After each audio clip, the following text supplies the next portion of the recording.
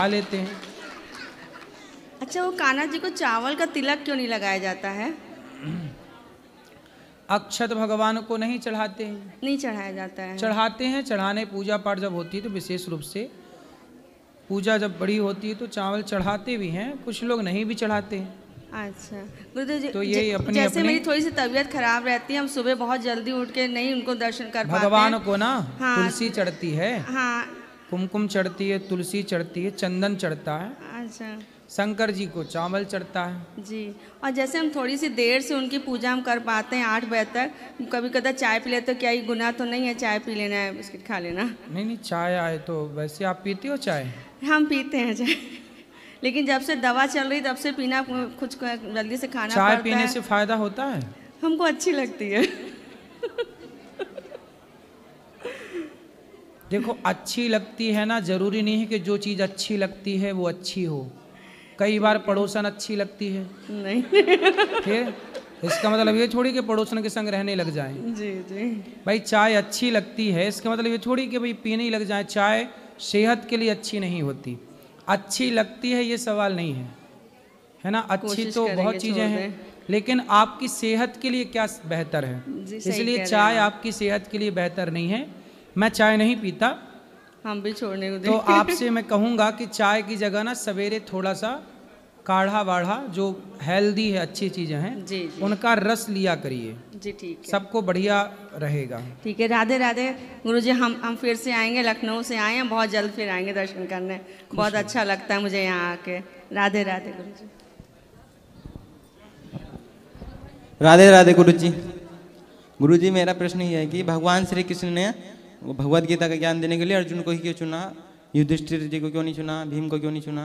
अर्जुन को ही क्यों चुना? क्योंकि अर्जुन भगवान से प्रेम करते थे, भक्ति करते थे। पांचों में अर्जुन ही सबसे श्रेष्ठ भक्त थे। और भगवान किससे ज्ञान देते हैं? अपने भक्त को। शिष्यस्ते हम, अर्जुन ने क्या कहा? शिष्यस्ते हम, प्रभु हम आपके शिष्य हैं। और तो किसी ने नहीं कहा कि हम आपके शिष्य हैं। धर्मराज युधिष्ठिर भगवान को अपना छोटा मानते थे, तो भीम भैया भाई मानते थे, लेकिन अर्जुन थे जो भगवान को अपना गुरु मानते थे। तो जहाँ गुरु होगा वहीं तो ज्ञान होगा, शिष्य के लिए ज्ञान होगा। इसलिए गुरुजी दूसरा प्रश्न ये है कि भगवान श्री कृष्ण ने अर्जुन मतलब गीता के ज्ञान देने के लिए युद्ध का मैदान क्यों चुना? क्योंकि जब भगवान श्री कृष्ण ने पहले भूमि का चयन किया कि कौन सी भूमि अच्छी होगी, इसके लिए तो चयन करते करते करते बहुत सारी भूमियों का भ्रमण किया भगवान श्री कृष्ण ने। लेकिन एक भूमि पर जब कुरुक्षेत्र गए तो कुरुक्षेत्र में एक किसान हल जोत रहा था खेत में, तो उसकी पत्नी रोटी लेकर के अपने पति के लिए घर से चली। तभी उसे पता लगा कि उसके बच्चे को किसी जहरीले चीज ने काट दिया, तो उसके बच्चे की हो गई मृत्यु। जब उसकी माँ को पता लगा, जो अपने पति को रोटी देने जा रही थी, उसके पति की भी मृत्यु हो गई, तो वो महिला वहीं पे बैठ करके वो रोटियां खाने लग गई। तो भगवान ने पूछा कि तुम्हारे तो देखो पति की पुत्र की मृत्यु हो गई, तुम रोटियां खा रही हो। तो बोले उनको तो मरना ही था, तो अब रोने से भी क्या होगा? सही बात। इसलिए भगवान ने सोचा कि ये जगह उत्तम है, इस जगह में कोई मोह नहीं दिख रहा है, यहाँ कोई किसी के प्रति आसक्त नहीं है, इसलिए कुरुक्षेत्र की धरती को चुना भगवान श्री कृष्ण ने, क्योंकि उस धरती में मोह नहीं है। गुरुजी मेरा लास्ट प्रश्न ये है कि जो लड्डू गोपाल जी को नहलाते हैं वो जल होता है, तो उसे सूर्य भगवान को चढ़ा सकते हैं? एक बार फिर पूछो। लड्डू गोपाल जी को नहलाते हैं, चरणामृत सूर्य भगवान जी को चढ़ा सकते हैं दोबारा? चरणामृत तो आप पियो जी, भगवान सूर्य को एक शुद्ध जल चढ़ाओ और साफ जल चढ़ाओ, और आप वो जल चरणामृत के रूप में स्वीकार करो। उसे तुलसी में गमले में डाल दो सूर्य भगवान को, क्योंकि सूर्य साक्षात भगवान नारायण ही हैं, तो उन्हें पवित्र, अब उन्हीं का जैसे आपका स्नान किया हुआ जल आपको फिर से दे दिया जाए तो आप स्वीकार नहीं करें। ऐसे वो भगवान का चरणामृत हमारे लिए तो पवित्र है, पर वो भगवान के लिए पवित्र नहीं है ना। ठीक है, राधे राधे गुरुजी। राधे राधे गुरुजी। जी बोलो बेटा। मुझे एक भजन सुनाना है। सुनाओ जरा सा। इतनी कृपया सावरे बनाए रखना, इतनी कृपया सावरे बनाए रखना, मरते दम तक सेवा में लगाए रखना, मरते दम तक सेवा में लगाए रखना। राधे राधे गुरुजी। खुश रहिए। राधे राधे गुरुजी। हाँ मैया वहीं से बोलो बोलो। चंद लाइनें आपके शुभ।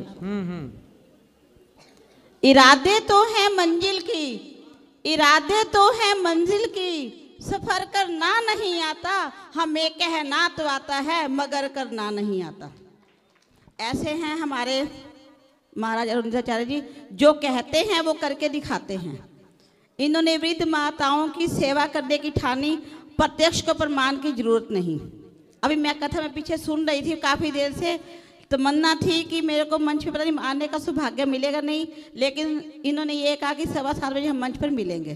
काम अच्छे कर लो जग में, काम अच्छे कर लो जग में, अच्छी जिंदगानी आपकी लोग भी पढ़ करके सीखें, ये कहानी आपकी, ये कहानी आपकी। सेवा नहीं जाती, सेवा नहीं जाती बेकार किसी की, अरे सेवा नहीं जाती बेकार किसी की। अनिरुद्धाचार्य जी भी सुनते हैं फरियाद सभी की, अनिरुद्धाचार्य जी भी सुनते। देखो जो फरियादियां फरियाद लेके आते हैं सबके साथ ही हंस के बात करते हैं। सिर्फ 2 शब्द बोलते हुए अपना स्थान ग्रहण करूंगी, क्षमा प्रार्थी से पहले। बोलो। अनिरुद्धाचार्य जी महाराज देखो कितने हिम्मत वाले हैं, दिल है शेर और लगन के पक्के, मेहनत करने वाले हैं। दिल है शेर और लगन के पक्के, मेहनत करने वाले हैं। अरे इनके पास अनजान आ जाए, इनके पास अनजान आ जाए, सबके पर हितकारी हैं। गुस्सा नहीं ये प्यार दिखाते, इतने प्रभावशाली हैं। गुस्सा नहीं ये प्यार दिखाते, इतने प्रभावशाली हैं। धन्य है ऐसे माँ के बेटे, धन्य है ऐसे माँ के बेटे, कितने प्रभावशाली हैं। प्रभु करे ये हमेशा ऐसे हंसते रहे, प्रभु करे हमेशा ये हंसते रहे। यही दुआ हमारी है, यही दुआ हमारी है। धन्यवाद। देखो आप प्रत्यक्ष को प्रमाण की जरूरत, लेकिन मुझे आज 1 साल बाद बोलने का सौभाग्य मिला। जैसे मैं इनके चरणों में नतमस्तक हुई, इन्होंने मुझे पहचान लिया। मैंने कहा स्वामी जी मैं कुरुक्षेत्र से। उन्होंने क्या कहा कि ठीक हो, मेरे साथ साथी मेरे साथ बैठे हैं। इनकी आंखों में आंसू आ गए, और जब मेरे भाई ने ये कहा कि मेरे सिर पे इन्होंने हाथ रखा तो इनका मन इतना गदगद हो गया कि कहने को कोई शब्द नहीं। लास्ट में 2 कहते हुए शब्द, मोहब्बत का दरिया दिलों में बहा दो, मोहब्बत का दरिया दिलों में बहा दो, तो खुशहाल सारा वृंदावन ये बना दो। देती सविता मदान आपको दुआ देखिए, दिलों में मोहब्बत बसा देखिए, दिलों में मोहब्बत बसा देखिए। बहुत सुंदर मैया जी, बहुत बढ़िया। राधे राधे गुरु जी, आपके लिए बहुत बहुत धन्यवाद। तालियां मैया के लिए। धन्यवाद गुरु जी, बहुत बहुत। ये 2 लाइनें कहते हुए लास्ट टाइम मैं आपके यहाँ 2-3 बार सत्संग में अपने साथियों को साथ लेकर आई हूँ। हम अयोध्या से घूमते हुए ये थी कि हमें वृंदावन जाना, तो आपके दर्शन करने हैं। जैसे मैंने ऑफिस में संपर्क किया तो मुझे अच्छा लगा कि आप यहाँ मिलेंगे। मैं कुमारी सविता मदान, हरियाणा डिस्ट्रिक्ट कुरुक्षेत्र से, वाइस प्रिंसिपल के पदवी, प्रिंसिपल की पदवी छोड़ते हुए वाइस प्रिंसिपल की पदवी से मैंने VRS ले ली जी। और जब मैं आपका यहाँ टीवी में प्रोग्राम देखती हूँ, एक बहन ने ये कहा कि गुरुजी मुझे भी क्या आने का, अपनी वृद्ध माताओं की सेवा करने का सौभाग्य मिलेगा। तो आज ये शब्द मैं भी आपको कहती हूँ कि मेरी भी ये हार्दिक इच्छा है कि काम तो सभी करते हैं लेकिन समर्पण सभी नहीं करते। और हम तो देखो आपके चरणों की धूल हैं, क्योंकि आप जो कहते हैं करके नहीं दिखाते, वो प्रत्यक्ष दिखाई दे रहा है। टीवी पे हम अक्सर सुनते हैं आपकी कथा। तो मेरा सौभाग्य है कि अगर बांके बिहारी की इच्छा हुई, अभी एक मेरी बहन कह रही थी कि मेरी भी ये इच्छा हो रही है कि मैं एक सप्ताह स्वामी जी के चरणों में रहकर कथा सुनूं। तो मैंने कहा बहन कोशिश करेंगे, बांके बिहारी को अरदास करेंगे कि हमें सौभाग्य मिले, दोनों बहनें मिलकर आके हम स्वामी जी के चरणों में कथा सुनेंगे। धन्यवाद स्वामी जी। राधे राधे स्वामी जी। खुश रहिए।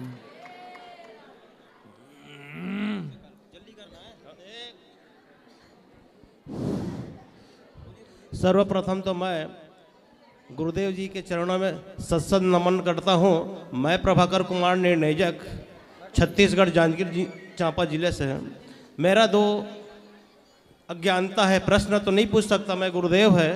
मैं अपना अज्ञानता को दूर करने के लिए दो सवाल गुरुदेव से चाह रहा हूँ।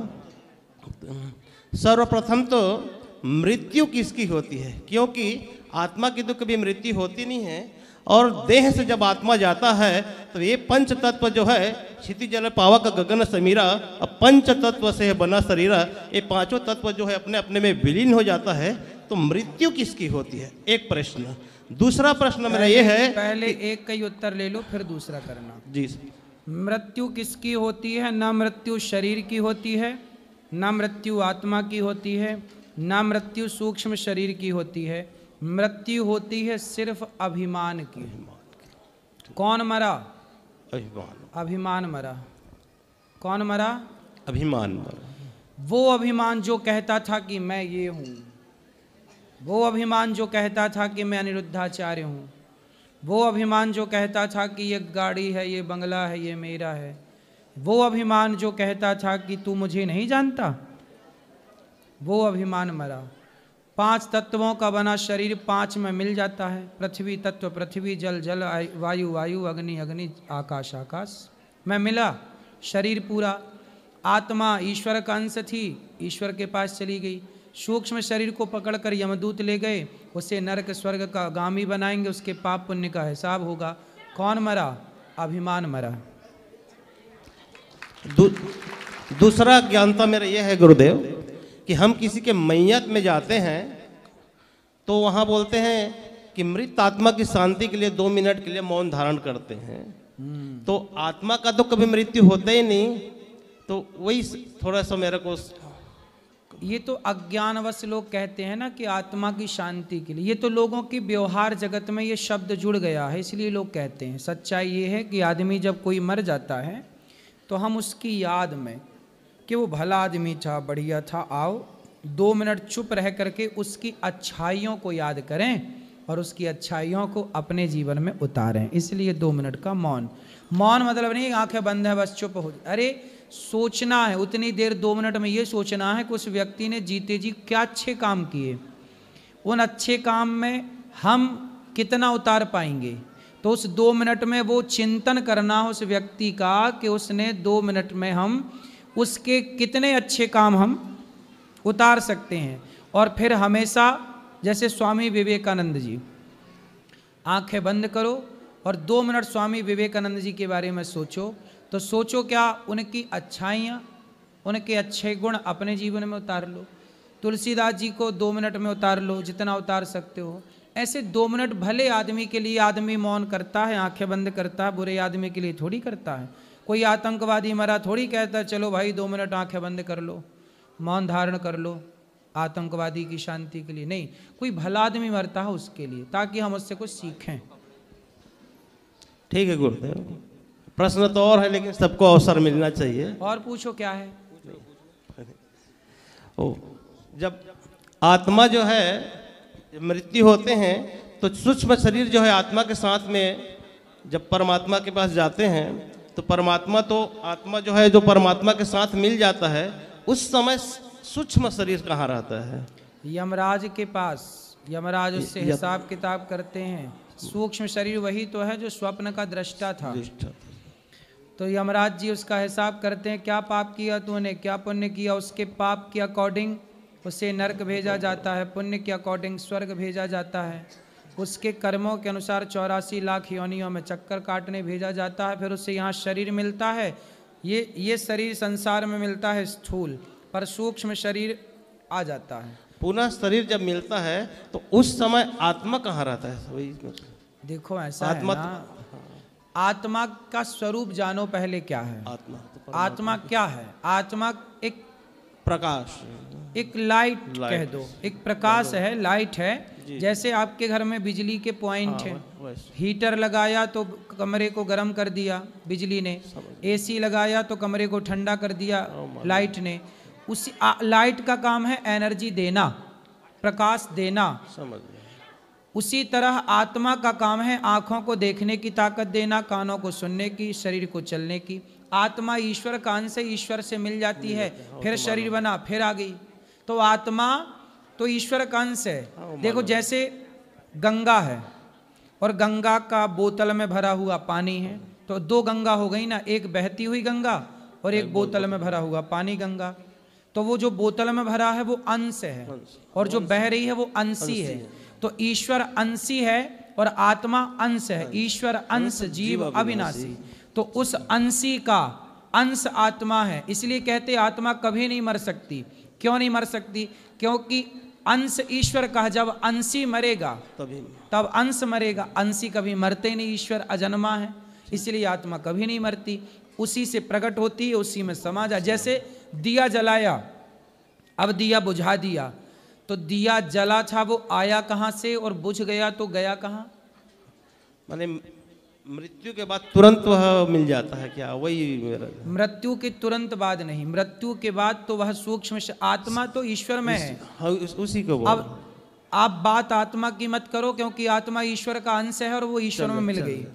आप बात करो सूक्ष्म शरीर की। सूक्ष्म शरीर अपने कर्मों का दंड भोगता हुआ ये नरक स्वर्ग की यातनाएं सहेगा, उसके बाद 84 का चक्कर लगाएगा। पुण्यात्मा है तो मनुष्य बनेगा और पुण्यात्मा है तो मोक्ष का अधिकारी बन के भगवान के धाम में कर्मों के हिसाब से अपना। जी क्लियर है सब? ठीक, संतुष्टि हुई? और कुछ पूछना है? और राधे राधे गुरुजी। जी आपके चरणों में कोटि कोटि प्रणाम। खुश रहिए। बहुत दिन से आस लगाई थी आपसे मिलने के लिए, आज दर्शन हो गया। मेरे घर पर दया बनाए रखिएगा महाराज जी। बिल्कुल, बिहारी जी की दया रहे। एक तो भजन सुनाना चाहती हूँ। एक लाइन सुनाना। द्रौपदी की लाज बचा ले, आके मुरली वाले कहाँ तू खो गया है, कहाँ तू सो गया है। बीचे सभा में तुझे दुखियाँ पुकारे, बड़ी देर से नीचे दुशासन मेरी रखे दिया साड़ी को उधेड़ के। पति हमारे जुए में हारे, टूटे सभी सहारे, कहाँ खो गया है, कहाँ तू सो गया है। ये परीक्षा तेरी होगी हंसाई, इस जहां में दागे न लग जाए कृष्ण कन्हैया तेरे नाम में। गणिका गीत अजामिल तारे, भक्तों के रखवाले, कहाँ तू खो गया है, कहाँ तू सो गया है। द्रौपदी की लाज बचा ले, आके मुरली वाले, कहाँ तू खो गया है, कहाँ तू सो गया है। कितनी सुनाए अर्ज, कब से खड़ी हूँ इंतजार में, आके समा जा प्रभु साड़ी के हर एक तार में। पति हमारे जुए में हारे, टूटे सभी सहारे, कहाँ तू खो गया है, कहाँ सो गया है। द्रौपदी की लाज बचा ले, आके मुरली वाले, कहाँ तू खो गए है, कहाँ तू सो गए। राधे राधे प्रभु जी। बहुत बढ़िया भजन गाया मैया आपने। ऐसे भजन गाओ तो सुनने में अच्छा लगे। राधे राधे गुरुजी। जी गुरुजी हम दिल्ली से आए हैं। गुरुजी मेरा एक प्रश्न है। बोलो। गुरुजी असुर किसने बनाए हैं? असुर? असुर किसने बनाए हैं? आदमी दिन भर सो के असुर हो रहा है, उल्टे सीधी हरकत करके पराई बहन बेटियों को देख के असुर हो रहा है। असुर कौन बनाता है बेटा? कोई बनाता थोड़ी है। संसार में आके आदमी गलत काम कर करके असुर हो जाता है। जो आदमी गलत काम करे वही असुर है। गुरुजी हमें गुल्लक देनी है अनुदान की सेवा में। ठीक है।